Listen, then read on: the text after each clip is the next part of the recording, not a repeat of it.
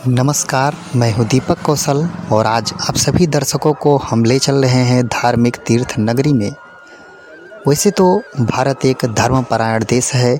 यहाँ के लोगों के मन में अपने ईश्वर और अन्य सभी देवी देवताओं के प्रति बड़ी गहरी आस्था है। अपने इष्ट देव के दर्शनों के लिए वो हमेशा तत्पर रहते हैं। जहाँ कहीं भी उन्हें ईश्वर से संबंधित कोई भी स्थान या मंदिर ऐसे ही किसी पवित्र जगह की जानकारी मिलती है तो वह उसके दर्शनों के लिए चल पड़ते हैं। ऐसे ही एक धार्मिक यात्रा है गंगा सागर की यात्रा। पश्चिम बंगाल के 24 परगना जिले में स्थित एक द्वीप तट की यात्रा ही भारत में गंगा सागर के नाम से प्रसिद्ध है। ये द्वीप गंगा नदी तट पर स्थित है और इसी कारण इसे गंगा सागर यात्रा कहा जाता है। ये द्वीप कोलकाता से लगभग 150 किलोमीटर दक्षिण में स्थित है। इसका कुल क्षेत्रफल 300 वर्ग किलोमीटर है। यही गंगा नदी का सागर से संगम माना जाता है। गंगा सागर यात्रा का आरंभ कोलकाता से ही किया जाता है। मान्यता है कि गंगा सागर के पवित्र तीर्थ सैकड़ों तीर्थ यात्राओं के समान है। शायद इसीलिए कहा जाता है कि सारे तीर्थ बार बार गंगा सागर एक बार। और मान्यता है कि गंगा सागर का पुण्य स्नान अगर विशेष रूप से मकर संक्रांति के दिन किया जाए तो उसकी महत्ता और भी बढ़ जाती है और पुण्यार्थी को इस स्थान का विशेष पुण्य मिलता है।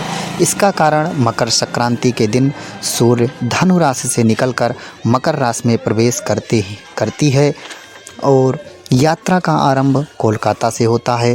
गंगा सागर जाने वाले श्रद्धालुओं को अपनी यात्रा का आरंभ बस, टैक्सी या फिर रेलगाड़ी से करना पड़ता है। रेलगाड़ी सियालदह स्टेशन से चलती है और काकद्वीप नामखाना स्टेशन तक ही जाती है।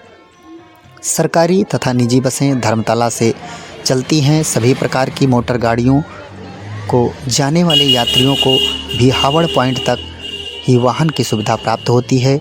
एक पड़ाव कुल्पी भी आता है। हावड़ पॉइंट से आगे की यात्रा पानी जहाज़ से करनी होती है। सरकारी फेरी या स्टीमर में एक साथ ही एक बार में लगभग कई लोग आ सकते हैं और समय लगभग 40 मिनट की यात्रा बड़ी ही सुहावनी लगती है। स्टीमरों का आवागमन ज्वार भाटे पर निर्भर रहता है। धारा की दिशा बदलती रहती है। जब जल प्रवाह सही दिशा में होता है तभी साधनों को प्रचालित किया जा सकता है। द्वीप में उतरते ही पुनः वाहनों का साधन लेना पड़ता है। कचगुड़िया से लेकर गंगा सागर की यात्रा बड़ी ही मनोहर लगती है। राज्य सरकारें सभी श्रद्धालुओं के लिए प्रतिबद्ध होकर स्थानीय प्रशासन की सहायता से उनके लिए स्वास्थ्य सेवाएं, परिवहन सेवाएं और भोजन की व्यवस्थाएं उपलब्ध करवाती हैं। मेले के दौरान सूर्य स्नान और चावल के भोजन के अलावा पिंडदान का एक विशेष महत्व है। लोग स्नान करने के बाद कपिल मुनि के आश्रम में जाते हैं और ये मंदिर नवनिर्मित है। बताते हैं कि पुराना मंदिर समुद्र में बह गया था। इस मंदिर में 3 शिखर बनाए गए हैं और देश की सबसे पवित्र गंगा नदी गंगोत्री से निकलकर पश्चिम बंगाल में आकर सागर से मिलती है।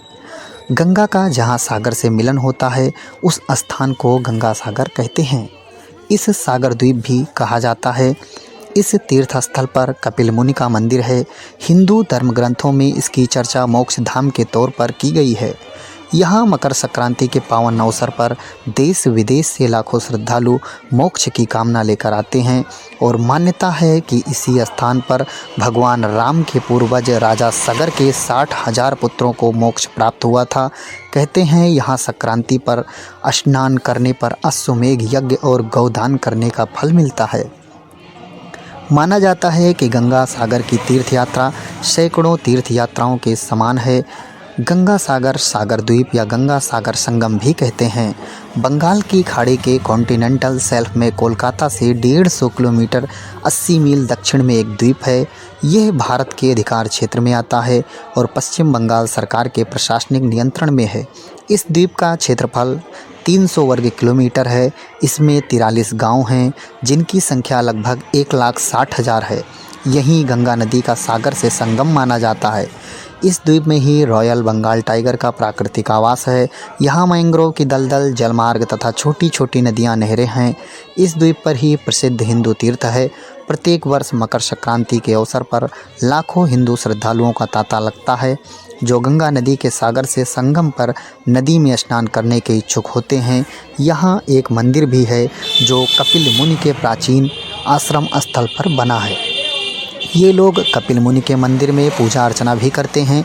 पुराणों के अनुसार कपिल मुनि के श्राप के कारण ही राजा सगर के 60,000 पुत्रों की इसी स्थान पर तत्काल मृत्यु हो गई थी। उनके मोक्ष के लिए राजा सगर के वंश के राजा भागीरथ गंगा को पृथ्वी पर लाए थे और गंगा यहीं सागर से मिली थी। कहा जाता है कि एक बार गंगा सागर में डुबकी लगाने पर 10 अश्वमेध यज्ञ और 1000 गाय दान करने के समान फल मिलता है। जहाँ गंगा सागर का मेला लगता है वहाँ से कुछ दूरी उत्तर वामनखल स्थान में एक प्राचीन मंदिर है। उसके पास चंदन पीड़ित वन में एक जीर्ण मंदिर है और बुड़बुड़ीर तट पर विशालाक्षी का मंदिर है। कोलकाता पोर्ट ट्रस्ट का यहाँ एक पायलट स्टेशन तथा एक प्रकाश द्वीप है। पश्चिम बंगाल सरकार सागर द्वीप में भी एक गहरे पानी के बंदरगाह निर्माण की योजना बना रही है। गंगा सागर तीर्थ एवं मेला महाकुंभ के बाद मनुष्यों का दूसरा सबसे बड़ा मेला है। यह मेला वर्ष में एक बार लगता है और यह द्वीप के दक्षिणतम छोर पर गंगा डेल्टा में गंगा के बंगाल की खाड़ी में पूर्ण विलय संगम के बिंदु पर लगता है। बहुत पहले ही इस स्थान पर गंगा जी की धारा सागर में मिलती थी, किंतु अब इसका मुहाना पीछे हट गया है। अब इस द्वीप के पास गंगा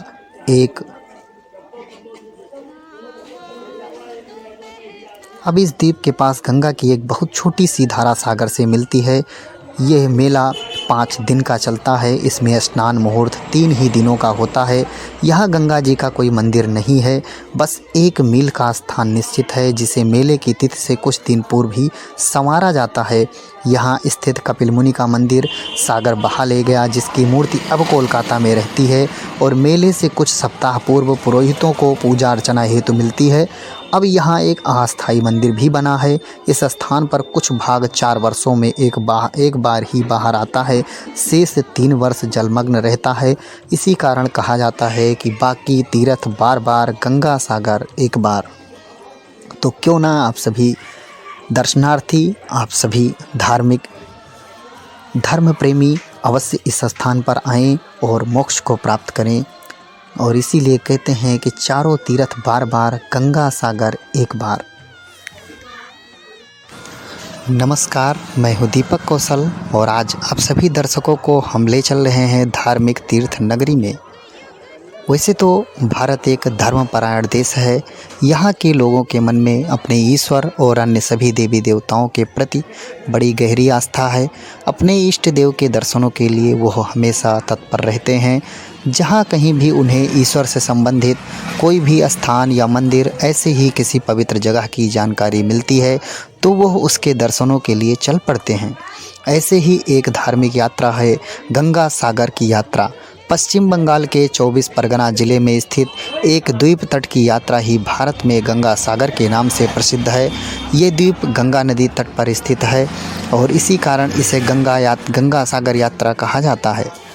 ये द्वीप कोलकाता से लगभग 150 किलोमीटर दक्षिण में स्थित है। इसका कुल क्षेत्रफल 300 वर्ग किलोमीटर है। यही गंगा नदी का सागर से संगम माना जाता है। गंगा सागर यात्रा का आरंभ कोलकाता से ही किया जाता है। मान्यता है कि गंगा सागर के पवित्र तीर्थ सैकड़ों तीर्थ यात्राओं के समान है। शायद इसीलिए कहा जाता है कि सारे तीर्थ बार बार, गंगा सागर एक बार। और मान्यता है कि गंगा सागर का पुण्य स्नान अगर विशेष रूप से मकर संक्रांति के दिन किया जाए तो उसकी महत्ता और भी बढ़ जाती है और पुण्यार्थी को इस स्थान का विशेष पुण्य मिलता है। इसका कारण मकर संक्रांति के दिन सूर्य धनु राशि से निकलकर मकर राशि में प्रवेश करती है और यात्रा का आरंभ कोलकाता से होता है। गंगा सागर जाने वाले श्रद्धालुओं को अपनी यात्रा का आरंभ बस, टैक्सी या फिर रेलगाड़ी से करना पड़ता है। रेलगाड़ी सियालदा स्टेशन से चलती है और काकद्वीप नामखाना स्टेशन तक ही जाती है। सरकारी तथा निजी बसें धर्मतला से चलती हैं। सभी प्रकार की मोटर गाड़ियों को जाने वाले यात्रियों को भी हावड़ पॉइंट तक ही वाहन की सुविधा प्राप्त होती है। एक पड़ाव कुल्पी भी आता है। हावड़ पॉइंट से आगे की यात्रा पानी जहाज़ से करनी होती है। सरकारी फेरी या स्टीमर में एक साथ ही एक बार में लगभग कई लोग आ सकते हैं और समय लगभग 40 मिनट की यात्रा बड़ी ही सुहावनी लगती है। स्टीमरों का आवागमन ज्वार भाटे पर निर्भर रहता है। धारा की दिशा बदलती रहती है। जब जल प्रवाह सही दिशा में होता है